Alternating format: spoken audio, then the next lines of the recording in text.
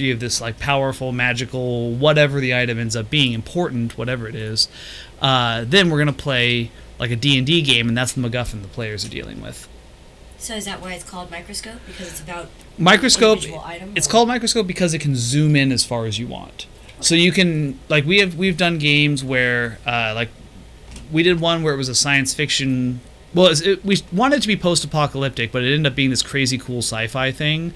And it started out with the apocalypse of humans had built like a warp gate for faster than light travel, and it exploded and just shit Earth to death. Huh. And so that was the apocalypse. And then, we. Okay, get Deckers on the book. All right. All right. Do the copy and paste. Cool. And now we share them on the things. Show starts at 12:10. Okay. But yeah, so just we ended up going through about 500 years of history, backing up to large epochs and zooming into like individual scenes where characters are interacting, and that's kind of how this whole game goes. So having it be diceless and I guess masterless kind of reminds me of the games, well, the role-playing that I used to do as a child with my mom and sibling, where we would just take... It's very like that. We would take, like... It was kind of like fan fiction and role-playing at the same time. This is like that with more... It's designed to be specifically evocative of that feeling, but with more structure. So it's not completely just like playing with dolls and here's what happens. It's like there's a little bit more structure than that, but enough that you still get that fun feeling. That's cool. Yeah, it's really, really good. On the game. Yeah, we used to do freestyle role-playing walking around our neighborhood. Yeah, I did that all the time too when I was a kid. Like, yeah, a lot of that. Just like storytelling to each other. So what is the theme? DM-less role-playing games? Or? Look at Deckers on the book. Just copy the post from Deckers. Well, I'm sharing that. Intro RPGs. Okay. Intro RPGs, yeah. Damn it. So this is more of a loose structure than a DM-less sort of thing. Yeah. Like there's still enough. There's still dice involved. And no dice for Microscope. Right. Right. But for roll for your shorts or whatever. Yes. some of these, like the skeletons, don't have dice. Some of them, like Kids on Bikes, do have dice, or roll for shoes. Was it? I guess. Or hat or something. I don't remember. But it's roll for your something. Gotcha. Roll for some article of clothing. Talking about... Roll for your shoes. Roll for your shoes. Okay. Tweet. That's tweeted. And, alright, so... I think it should be roll for your shorts, because not all characters wear shoes, but if you're in society, more than likely you're wearing something down there. It's true. Okay, babe. It's time Heading out. to work. Yep. You guys do good. All right. They're going to be watching, so there you go.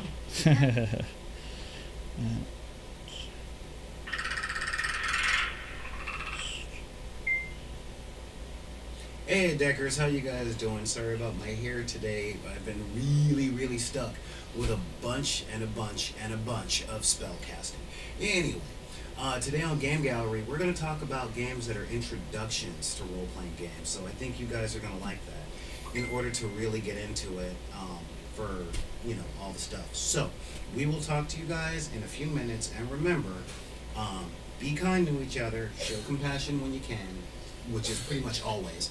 And if anybody tells you you can't like what you like or do what you do because of the circumstances of your birth, be it race, religion, creed, gender identity, sexual preference, disability, or budget, you just tell them to take those cards and put them back in the deck. This is Solar Gray, the Cinematic Sorcerer, saying we'll see you guys at 10 after 12.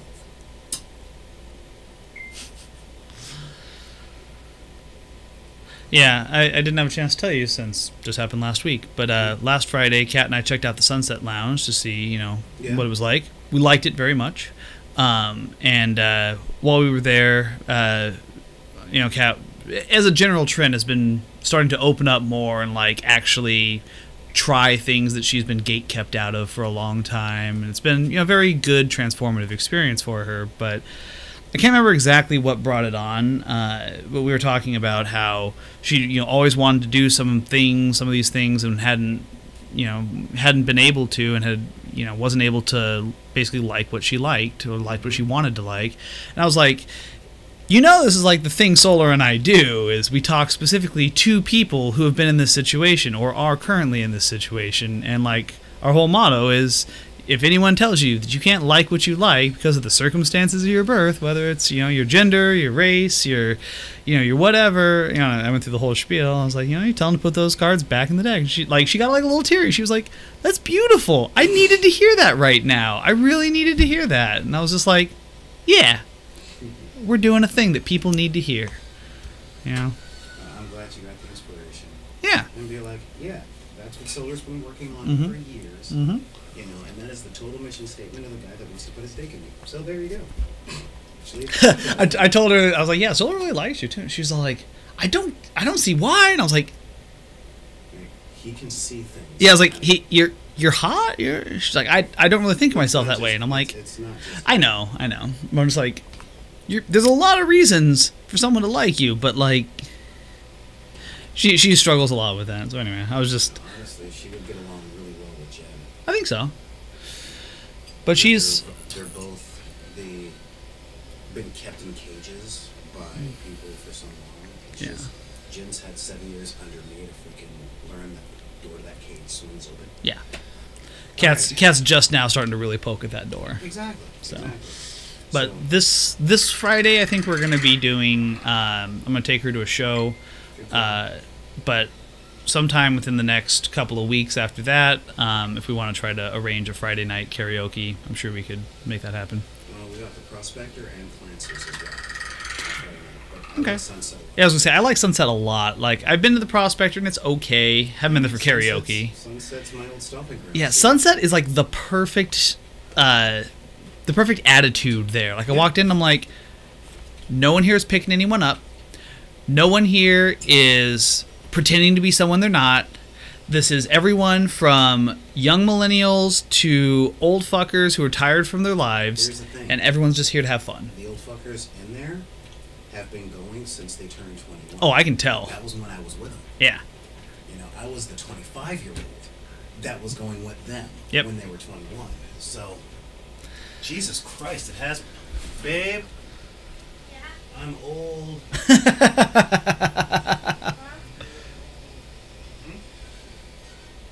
I just realized I referred Doug to the bar that I went to, like, regularly before we met, while I still lived in Fullerton. And, yeah, the same people are there, and I've been there with them since I was 25. Like, I left for 10 years, and when I went back, they were like, "Oh my God, is this the triumphant return of a Solar Great? What's going on? What is happening here?" Alright, so now, there's that. Now I edit that and put it on. What time is it? 12:04. We got 6 minutes. W Fresh Share on. Game Gallery. We already got 5 people in the chat. 10 years, and when I went back, they were like, That is "Oh not my God, right. is this the triumphant return of a Solar Great? Oh no, it's streaming right now. What's going on? What is happening here?"